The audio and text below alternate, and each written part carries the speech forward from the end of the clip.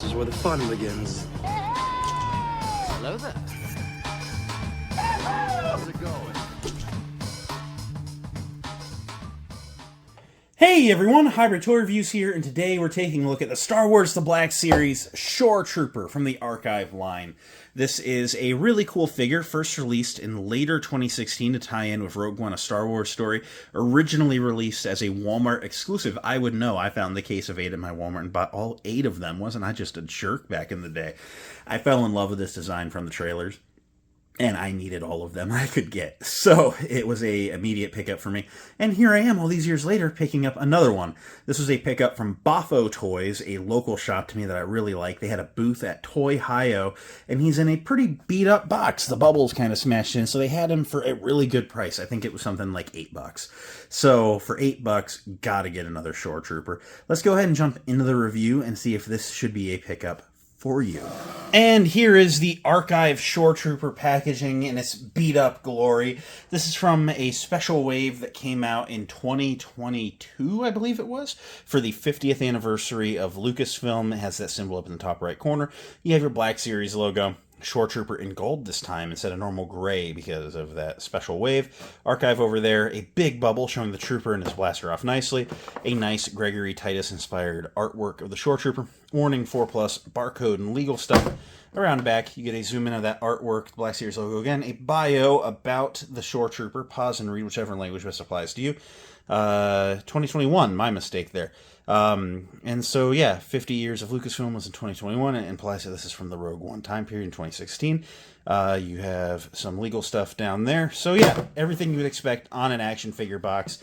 Nothing to write home about here. Let's go ahead and open them up and see what you're getting here. Here's the Shoretrooper out of the package. As always, we're going to start by taking a look at the accessory. He comes with the Stormtrooper E11 blaster, looking really, really good in a nice dark gray, almost black color scheme with some little accents of silver. And this is a cool variant because it features the flashlight on the side. Always liked this sculpt. It was a really unique variant, and they carried this on for all of the Rogue One and Solo and different variants of troopers. I think some of the Mandalorian troopers even got this. So yeah, I really have liked this sculpt. And that is it for accessories. Now looking at the figure, this is one of the most revolutionary sculpts that the Redbox line had. This is where troopers started to get really good before they started doing things like double ball necks and butterfly joints. There are some really great sculpting things going on here, and it really works for the articulation.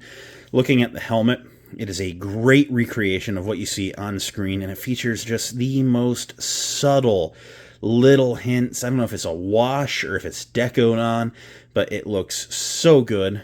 All the black punch-ins are right where they should be, and the visor is nice and glossy. Little marking up on the flash shield there looks great, and I just love this helmet design. Always have. He has a really cool ribbed undersuit going on there. Always loved the look of that on these types of troopers. The shoulder pads look great, and you might notice some gapping under the armor up there that they fit in. What? Doing articulation before the articulation segment? What? But yeah, you could actually raise your trooper arms up into a T-pose.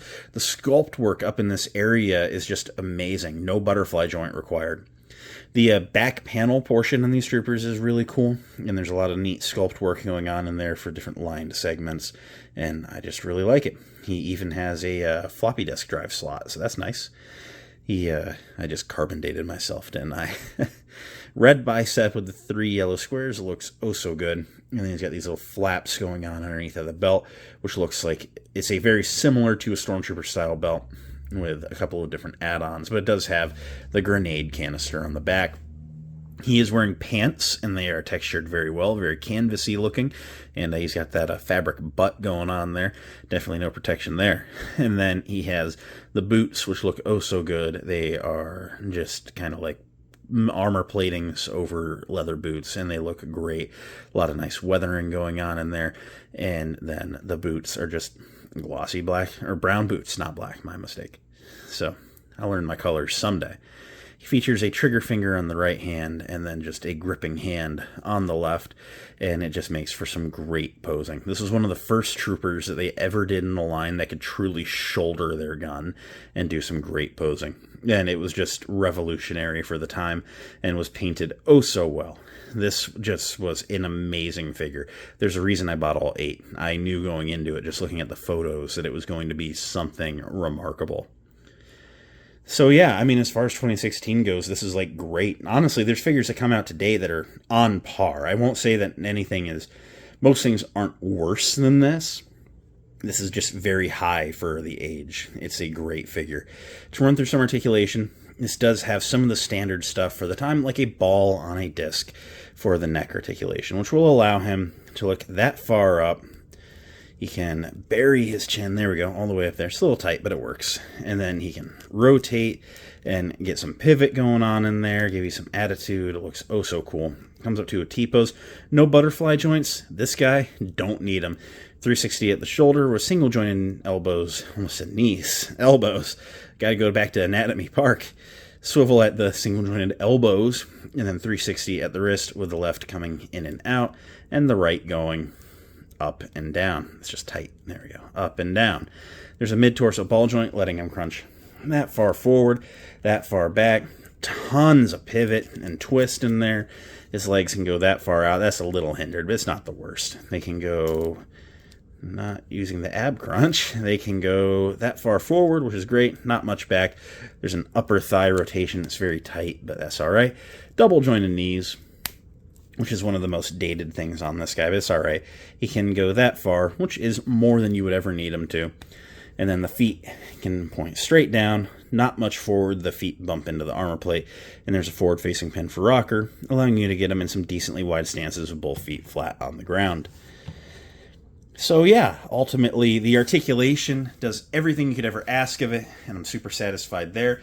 To do some size comparisons, let's say compare to some other troopers, like the Imperial Snow Trooper, the AT-AT Driver, and then the 2023 sculpt Imperial Stormtrooper.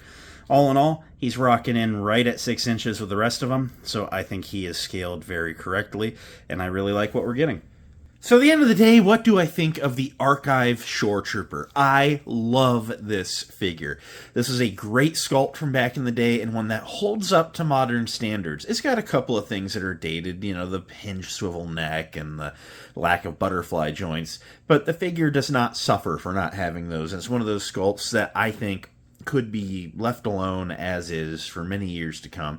It doesn't need to be redone. It's kind of like the Scout Trooper where, you know, yeah, there's a couple things, the double pin knees, whatever, but it's still a perfectly serviceable figure, and I think that archiving it is a perfectly great alternative to just redoing it.